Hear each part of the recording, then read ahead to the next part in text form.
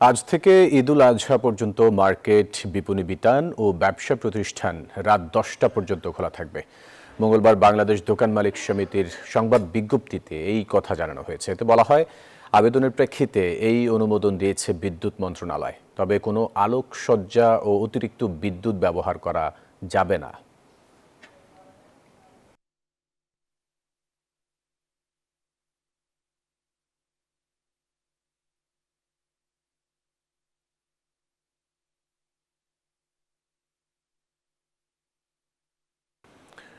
দর্শক, খিলক্ষেতে রাজুক মার্কেটে আছেন সহকর্মী মাসুদ সুমন। এই বিষয়ে বিস্তারিত জানতে আমরা যুক্ত হব তার সাথে। মাসুদ, দোকান, বিপণী বিতান ও ব্যবসা প্রতিষ্ঠান খোলা রাখার সময় বাড়লো, ব্যবসায়ীরা কি বলছেন, আর রাজুক মার্কেটে কি চিত্র দেখছেন এখন?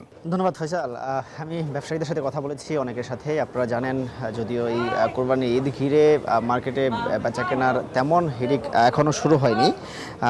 সেক্ষেত্রে ব্যবসায়ীরা বলছেন এই সময়ে এসে, কারণ দীর্ঘদিন যাবৎ এই 7টা পর্যন্ত দোকান খোলার যে নিয়মটি ছিল সেই জায়গায় দাঁড়িয়ে তারা অনেকটাই ক্ষতির সম্মুখীন হয়েছেন এবং লোডশেডিংয়ের কবলে পড়েও দিনের বিভিন্ন সময় মার্কেট ঠিক বেচা কেনাটা থেমে গিয়েছে। সেই জায়গায় দাঁড়িয়ে ঈদের আগে এই নতুন ঘোষণাকে তারা সাধুবাদ জানিয়েছেন এবং আজ থেকেই মূলত এই কার্যক্রমটি শুরু হচ্ছে। সেই জায়গায় দোকান মালিকরা বলছেন দীর্ঘদিনের যেই ব্যবসায় ক্ষতি হয়েছে সেটি কাটিয়ে উঠতে বা এই ঈদের দিন পর্যন্ত চলা এই নিয়মে এই ঈদের বেচা কেনার যেই জায়গাটি ছিল সেখানে তারা কিছুটা সম্ভাবনার দোয়ার খুলে যাবে এমনটি প্রত্যাশা করছেন।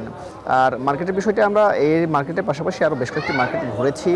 ঈদের বেচাকেনা এখনও তেমন হিড়িক পড়েনি এবং যারা কিনতে আসছেন তারাও মূলত বলছেন যে এই রোজার ঈদে যে পরিমাণ কেনাকাটা করেন বা যারা এই শপিংয়ের যে বিষয়টি থাকে, যেই বিপুল পরিমাণ এই ক্রেতাদের সমাগম থাকে, সেটি এবার তারাও দেখছেন না এবং সেই জায়গায় দাঁড়িয়ে এই নতুন যেই নিয়মটি চালু করা হলো সেটি কিছুটা সম্ভাবনা খুলে দেবে বা অফিসের পরে এই ক্রেতারা মার্কেটে আসবেন। সেই জায়গায় 7টা পর্যন্ত অনেক ক্ষেত্রেই এদেশের ক্রেতারা বিশেষ করে ঈদের শপিং সন্ধ্যার পরে শুরু করেন, বিশেষ করে 8টার পরে আসেন। সেই জায়গায় দাঁড়িয়ে এই 10টা পর্যন্ত খোলা থাকলে তাদের ক্রেতাদের জন্য অনেকটাই ভালো হবে এমনটি মাসুদ সুমন, আপনাকে ধন্যবাদ আমাদের সাথে যুক্ত হওয়ার জন্য।